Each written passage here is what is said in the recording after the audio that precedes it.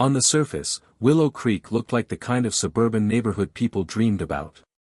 Perfect lawns. White fences. Houses that all seemed cut from the same brochure. But behind the manicured hedges and freshly paved streets lurked something uglier, an HOA that believed its rules were law.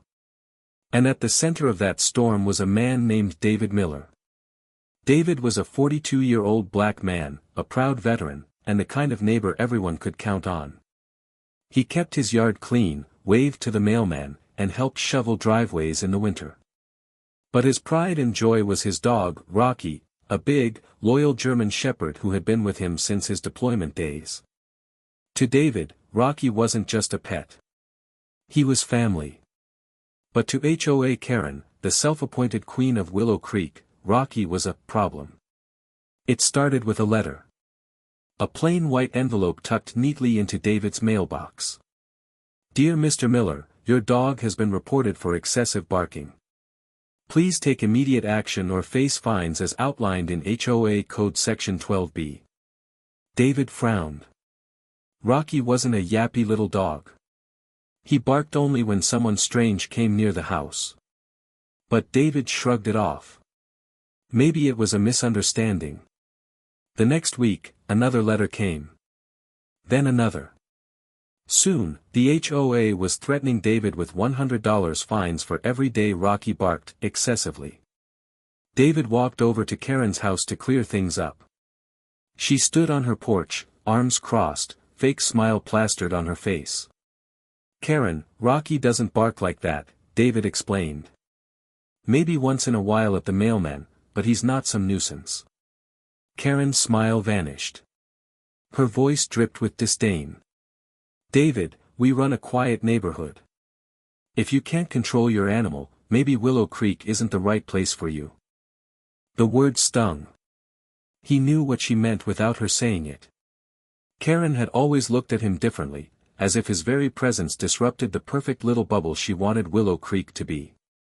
And it didn't stop with Karen. Soon, David noticed neighbors whispering, avoiding eye contact, even pointing when Rocky barked once or twice. The HOA newsletter printed a section about pets disturbing the peace. It didn't mention David by name, but everyone knew who they were talking about. Rocky had gone from being the loyal guardian of David's home to the scapegoat of the entire neighborhood.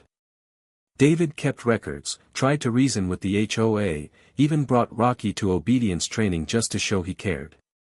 But the letters, the fines, the threats, they kept piling up.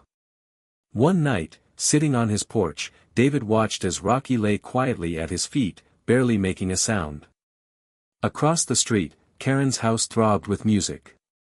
Laughter, shouting, and the bass of a stereo shook the air past midnight. David narrowed his eyes. The HOA was accusing his dog of being too loud, while Karen and her friends threw wild late-night parties every weekend. That's when an idea began to take root. If they wanted to play this game, David was about to play it better. He wasn't going to argue anymore. He wasn't going to beg.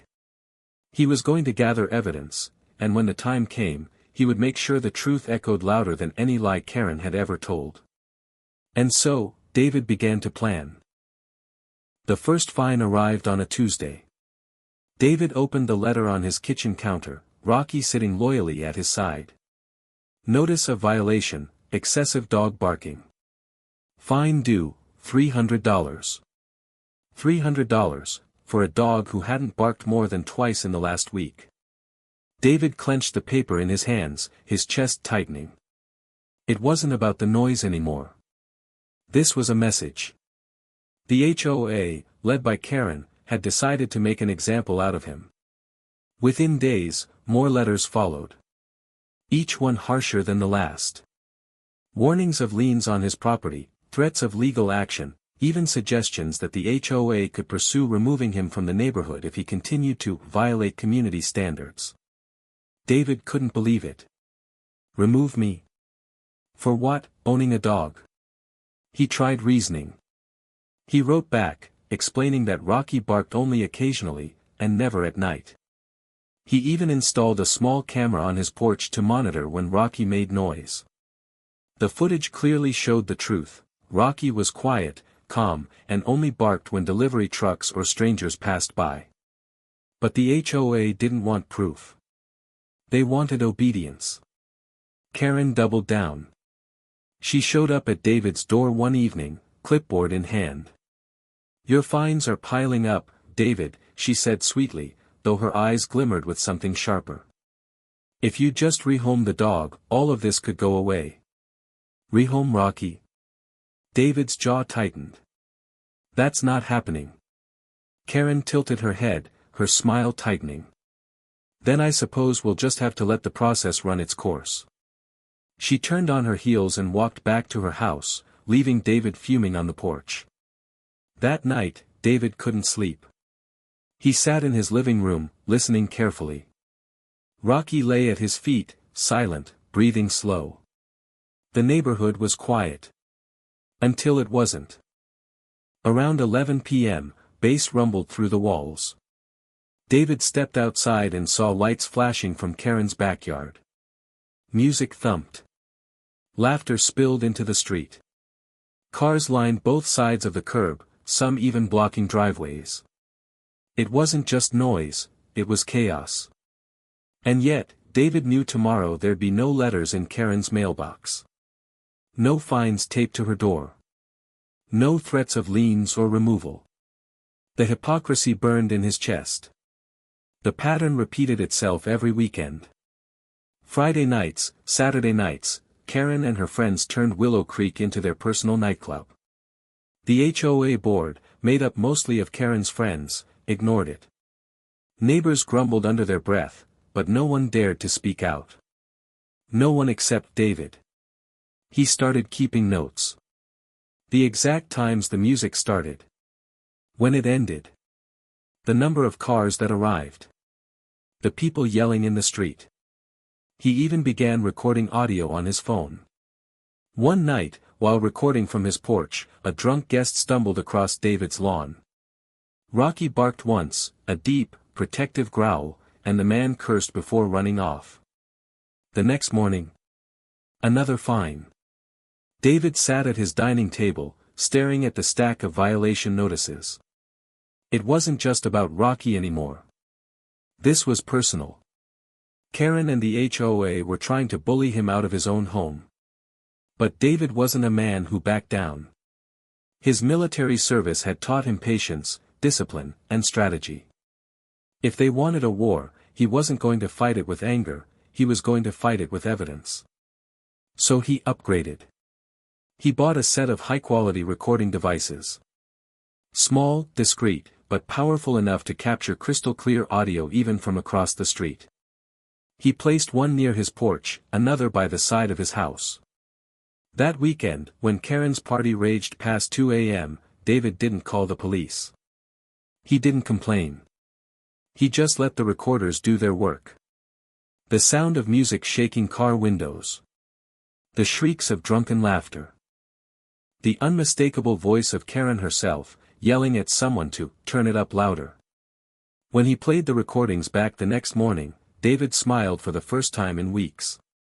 They thought they had him cornered. They thought he was powerless. But what they didn't know was that every second of their hypocrisy was now being captured, stored, and prepared for the day David would finally unleash it. And deep down, David knew that day was coming soon. Very soon. By the end of the month, David's dining table looked like the office of a defense attorney. Stacks of violation letters. Neatly labeled USB drives. Spiral notebooks filled with dates, times, and notes in his precise handwriting. Rocky sat nearby, tilting his head as if he understood exactly what was happening. "You're not the problem, boy," David whispered, scratching behind his ears. "They are." The fines had now ballooned to nearly $5,000. Karen's latest letter warned that if David didn't pay within 2 weeks, the HOA would move to place a lien on his property. That was the final straw. They weren't just coming after his dog, they were coming after his home. But David wasn't afraid. He was angry. And he was ready. The first step was organization.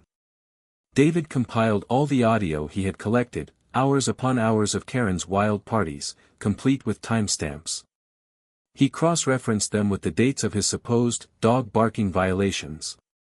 The irony made his blood boil. On the nights Rocky was supposedly disturbing the peace, the real disturbance was Karen's backyard shaking with music until dawn. He also had video footage from his security camera. Rocky laying quietly on the porch at 10:32 p.m., while across the street, Karen's friends shouted drunkenly in the driveway.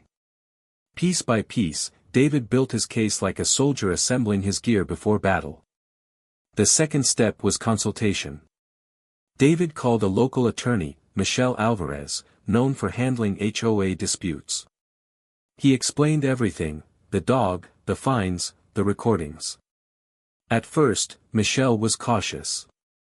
HOAs can be tough, she said. They have power, especially when their boards stick together. But if what you're saying is true, we might have leverage. David slid a USB drive across her desk. Listen to this, he said. She plugged it into her laptop, and soon the sound of Karen's Friday night party filled the office. Thumping music, shouting voices, laughter echoing into the street. Then, after a pause, Karen's voice, loud and unmistakable. Turn it up louder. Michelle leaned back in her chair, a slow smile spreading across her face. Oh, this changes everything. For the first time, David felt the weight lift off his shoulders. He wasn't crazy. He wasn't imagining the double standard. He had proof, undeniable, irrefutable proof. The third step was patience. Michelle advised David not to confront Karen or the HOA just yet. Let them dig their hole deeper, she said. Keep recording. Keep collecting. The more we have, the stronger this gets. And so, David waited. Every weekend, Karen hosted her chaos. And every weekend, David captured it. He kept his head down, said nothing, and let the fines keep coming. The letters grew nastier, the threats bolder. At one point, Karen even shouted across the street. Enjoy your house while you still have it, David. That mud of yours won't save you when the HOA takes over. David said nothing. He simply turned and walked back inside, Rocky following close behind. But inside, he smiled. Because what Karen didn't realize was that every word of her drunken threat had been caught on tape.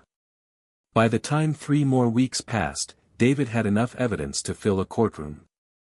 Audio, video, written records, even testimony from 2 quieter neighbors who admitted they were tired of Karen's late-night noise but too scared to speak up alone. Michelle filed the paperwork. The HOA was suing David for unpaid fines. But David and Michelle filed a counter-lawsuit: harassment, selective enforcement, and violation of fair housing standards. When the court date was set, David felt the calm determination of a man who had nothing left to lose. He wasn't just fighting for Rocky anymore. He was fighting for his dignity, his home, his right to exist in Willow Creek without being targeted. Rocky seemed to sense it too. On the morning of the hearing, David tightened his tie, looked in the mirror, and whispered, "Today's the day, boy." Rocky wagged his tail. As David walked into the courthouse weeks later, Karen was already there, sitting smugly with 2 other HOA board members. She wore her pearls, her hair perfectly styled, confidence radiating off her like perfume. She smirked when she saw him. "This'll be quick," she muttered just loud enough for him to hear. But David didn't flinch. He simply adjusted his jacket, sat beside Michelle, and placed a small black USB drive neatly on the table in front of him. Karen had no idea what was about to hit her. And for the first time in months, David felt peace. Because he knew the truth was finally about to be heard. The courtroom smelled faintly of old wood and coffee, the kind of place where reputations were either defended or destroyed. David sat straight-backed at the defendant's table, Michelle beside him with her neat stack of files. Across the aisle, Karen perched like a queen, flanked by 2 HOA board members in pressed suits. The judge entered, a no-nonsense woman with sharp eyes that scanned the room before she spoke. Case number 8473, Willow Creek Homeowners Association vs. David Miller. Alleged violation of community noise standards and failure to pay accrued fines. Karen's lips curled into a satisfied smirk. David kept his face calm, hands folded, Rocky's collar tag tucked safely in his pocket like a lucky charm. The HOA's lawyer went first. A tall, slick man with a rehearsed tone, he painted David as a problem neighbor. Your Honor, this is a simple case. Mr. Miller owns a large dog that barks at all hours, disturbing the peace of Willow Creek. Despite repeated warnings and fines, he has refused to comply with community regulations. The HOA is left with no choice but to enforce its authority. He gestured dramatically toward David. This is not about discrimination. This is about one man thinking the rules don't apply to him. Karen nodded vigorously, crossing her arms like the verdict was already decided. Then Michelle stood. Calm. Precise. Confident. Your Honor, what the HOA has presented is not the full story. In fact, what they've done to my client is harassment, selective enforcement that has no basis in fact. She clicked a pen, opened her folder, and began laying out David's records. Mr. Miller has kept logs of his dog's activity. He's even submitted video footage showing Rocky's behavior during the exact dates of these so-called violations. Rocky is not the problem. The real noise disturbances in Willow Creek come from somewhere else. The judge raised an eyebrow. And where would that be, counselor? Michelle smiled faintly. From the very people accusing him. The first USB drive was inserted into the courtroom computer. The speakers crackled, and suddenly the sound of Willow Creek on a Friday night filled the room. Booming bass shook the air. Voices shouted. Laughter erupted. And then, clear as day, Karen's unmistakable voice rang out. Turn it up louder. The courtroom murmured. The judge's brows shot up. Karen's face flushed crimson. Michelle let the recording play for nearly a minute before pausing it. That was taken from Mr. Miller's porch at 1:14 a.m. on the night of April 15th. The same night the HOA issued him a fine for his dog's alleged barking. Another USB drive. Another recording. This time, drunken guests yelling in the street, car doors slamming, engines revving. Then, faintly, a single bark, Rocky's, lasting less than 3 seconds. Michelle spoke smoothly. The only barking that evening lasted less than 5 seconds. Compare that to hours of non-stop noise from the HOA president's home. The judge leaned forward. Is that the HOA president's voice on the recording? Michelle nodded. Yes, Your Honor. We have several more recordings and even video evidence, all demonstrating the same pattern. My client's dog is quiet. The HOA president, however, hosts repeated disturbances that violate the very standard she claims to enforce. Karen squirmed in her chair, whispering furiously to her lawyer. Over the next hour, Michelle presented everything: logs, footage, testimony from 2 brave neighbors who confirmed the parties, even a copy of Karen's threatening remarks caught on tape. Enjoy your house while you still have it, David. By the time she finished, the smug confidence on the HOA's side had dissolved into panic. The judge exhaled slowly, fingers steepled. So let me understand. The HOA fined Mr. Miller thousands of dollars for alleged noise violations, yet there is overwhelming evidence that the actual source of repeated disturbances was the HOA president herself. The HOA lawyer stammered. Your Honor, these recordings, well, they could be taken out of context. The judge cut him off. I heard them. There was no context missing. This court will not tolerate selective enforcement, harassment, or abuse of authority. Her gaze landed squarely on Karen, who now sat rigid, her face pale, pearls trembling against her collarbone. Madam President, it seems the only one disturbing Willow Creek's peace is you. David felt a wave of relief crash over him. For months, he had been painted as the problem. For months, Rocky had been treated like a nuisance. And now, finally, the truth was laid bare for everyone to see. The judge's ruling was swift. All fines against David were dismissed. The HOA was ordered to pay David's legal fees. And an investigation into the HOA board's conduct was opened immediately. Karen sat frozen, her empire crumbling in real time. For the first time in months, David allowed himself a small smile. He reached into his pocket, feeling Rocky's collar tag, and whispered under his breath. "We did it, boy." But as sweet as the victory was, David knew it wasn't over yet. Because while the court had cleared his name, the fallout in Willow Creek was only just beginning. The ruling sent shockwaves through Willow Creek. For years, the HOA had operated like a private monarchy, with Karen as its self-appointed queen. People grumbled behind closed doors, but no one dared oppose her. Now, for the first time, the mask had slipped. And it slipped in the worst way possible, in a courtroom, under oath, with the judge's words echoing like a hammer on stone. All fines against Mr. Miller are dismissed. Legal fees are to be reimbursed by the HOA. An investigation into board misconduct will begin immediately. The news spread fast. By the time David returned home, neighbors were already whispering. Some offered nods of quiet support. Others simply stared at Karen's house with newfound resentment. But Karen wasn't ready to surrender her crown. The very next HOA meeting, she marched into the clubhouse in her usual pearls and blazer, calling the room to order with a sharp clang of the gavel. "This HOA stands united," she declared, her voice trembling more than she wanted to admit. The court's decision was misguided. Mr. Miller may have won this battle, but the HOA will not be intimidated. We will appeal, and we will protect the standards of Willow Creek. Murmurs rippled through the room. For the first time, board members exchanged uncertain looks. Neighbors who once sat quietly now raised their hands.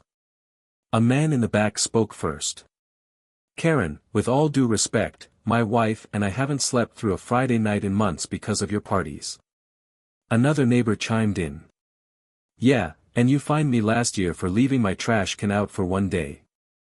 But you can host Rager's until 2 a.m. Hypocrisy much?" The room erupted in agreement. Voices rose. Chairs scraped. Someone muttered, "She's finished," and suddenly Karen realized, the authority she had wielded like a weapon was slipping from her grasp. Meanwhile, David kept his composure. He didn't gloat. He didn't throw parties. He simply returned to his quiet life with Rocky, enjoying his mornings on the porch and his evenings walking the neighborhood. But the shift was undeniable. Neighbors who had avoided him before now waved. A few even apologized. One older woman admitted, "I should have said something sooner. I'm sorry you had to go through that." David nodded politely. He wasn't interested in grudges. He was interested in peace. Still, peace wasn't coming easily to Karen. The investigation ordered by the court unearthed more than she ever expected. Financial discrepancies. Fines applied selectively against homeowners who had clashed with her. Evidence of favoritism for her friends. Even misuse of HOA funds for community events that were, in truth, her backyard parties. When the board was forced to vote, the decision was unanimous: Karen was removed as HOA president. She stormed out of the meeting red-faced, shouting that it was all a conspiracy. But her power was gone. Her neighbors no longer feared her, they pitied her. Weeks later, David sat on his porch as the sun dipped below the horizon, Rocky resting at his feet. For the first time in months, the neighborhood was quiet. Truly quiet. No pounding bass. No drunken shouting. Just crickets, the rustle of leaves, and the soft sigh of a community finally exhaling after years of control. David took a slow sip of his coffee and smiled. Justice wasn't always swift. It wasn't always easy. But when it came, it rang louder than any lie. He glanced down at Rocky, who looked up with those loyal eyes as if to say, "We made it." "Yeah, boy," David murmured, scratching behind his ears. "We did." But the story of Karen didn't end quietly. Months later, word spread that she had put her house up for sale. The official reason? A desire to move closer to family. The real reason? She could no longer show her face in Willow Creek without feeling the weight of judgment. At the open house, David watched from his porch as potential buyers toured her property. A realtor made polite small talk, but the whispers among neighbors carried louder. Everyone knew the truth, that the house on the corner didn't just belong to Karen anymore. It belonged to her downfall. And as for David? He stayed. Rocky stayed. Willow Creek wasn't perfect. It never would be. But it was home. And now, finally, it was a place where he could sit in peace, knowing he had stood his ground. Not just for himself. Not just for Rocky. But for every homeowner who had ever been bullied by someone who thought rules were a weapon instead of a guide. Because in the end, the loudest sound in Willow Creek wasn't Karen's parties. It was the sound of her empire collapsing. And the quiet that followed, belonged to David.